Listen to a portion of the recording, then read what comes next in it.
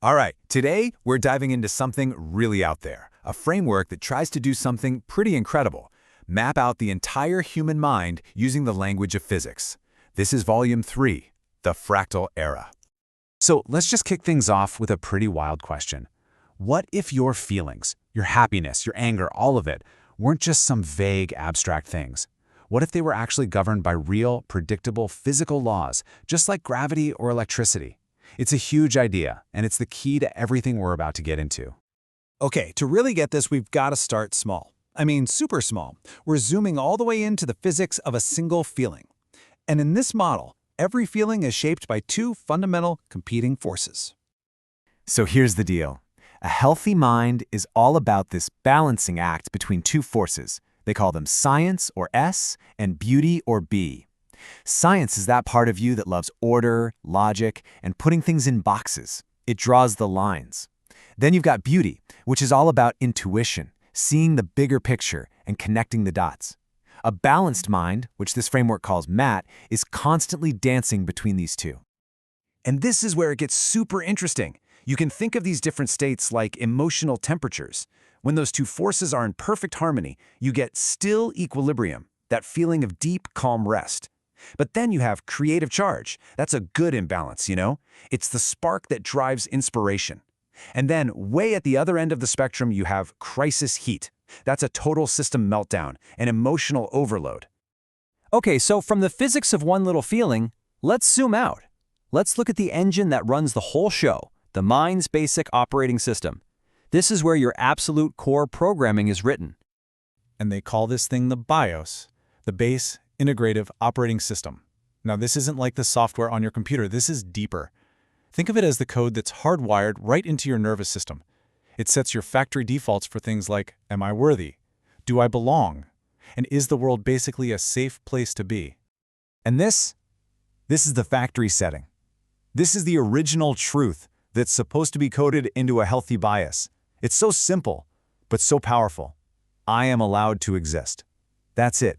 It's the foundation of safety and worth that everything else is built on. But what happens when that code gets messed with? When you're under constant threat, the system gets corrupted, like a virus.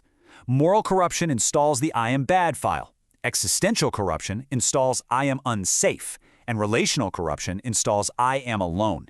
And these aren't just passing thoughts, these are fundamental bugs in the operating system itself. Now, when that BIOS gets corrupted, it leaves scars. And we're not just talking about bad memories here. This model says trauma is physical. It's a literal distortion in the field of your consciousness. It has a shape, it has a geometry. Your pain actually becomes a structure inside you.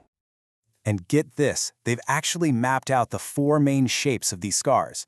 A fold is what happens when you suppress emotion. It's like crunching up a piece of paper. A fracture is a clean break, a split caused by something like betrayal. A knot is where the wires get crossed, like when you learn to associate love with danger. And a void, well, that's just an absence of a signal, the empty space left by neglect. And this is a really important distinction to make. A corrupted memory is basically an error in the story you tell yourself, but a corrupted BIOS, that's an error in your senses. The whole world feels threatening, no matter what's actually happening, because your fundamental input system is just wired for threat. All right, so if the problem is physical, if it's about geometry and structure, then the fix has to be physical too, right? And that brings us to the physics of healing. It's all about bringing that system back into balance.